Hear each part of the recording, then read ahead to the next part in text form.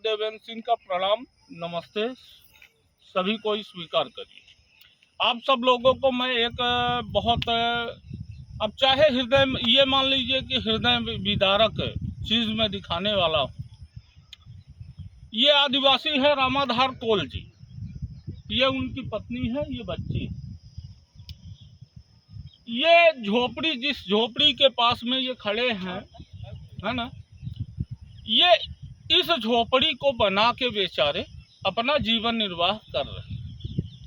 शासन प्रशासन से ये मांग करता हूँ कि जो 5 डिसमिल जमीन का पट्टा देने की कृपा रामाधार कोल जी को किया जाए और इनको 2 कमरे की जमीन दी जाए और साथ में पीएम आवास दे दिया जाए, जिससे कि इनको जीवन जीने में आसानी हो सके। ये देखिए, इनको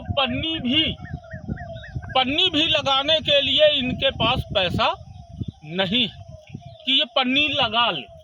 जब गांव वाले, ये हमारे जियालाल चाचा हैं और ऐसे गांव वाले जब सब कोई मिल के मदद करेंगे तब जाके इनकी ये मड़ैया बचेगी और बरसात में नहीं चुएगी। गांव के लोग बहुत मदद करते हैं, मैं इस बात को नहीं कहूँगा कि ये मदद नहीं करते, लेकिन शासन प्रशासन से ये मांग है कि शासन प्रशासन 5 डिसमिल जमीन इनको कहीं भी, रायपुर करचुलियान में 81 एकड़ जमीन सरकारी है, अगर कहीं इनको 5 डिसमिल जमीन दे के 2 कमरा बनवाने की अनुमति दे दे, 2 कमरे का आवास दे दे, तो इनका जीवन सही हो जाएगा। ये रामाधार कोल जी है। क्यों रामाधार कोल जी? आप यहाँ कितने वर्षों से रह रहे हैं?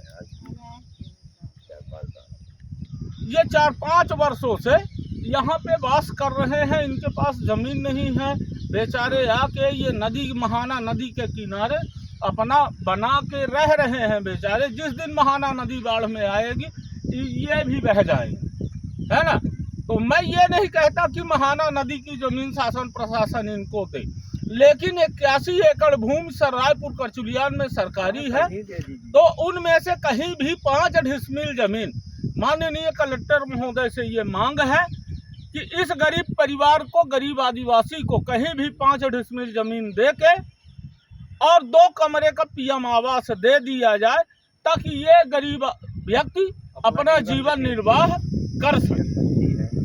एक बच्ची भी है इनके पास है, तो इसलिए मैं ये चाहता हूँ, ये बहुत निंदनीय, मतलब बहुत दयनीय स्थिति में है ये लोग।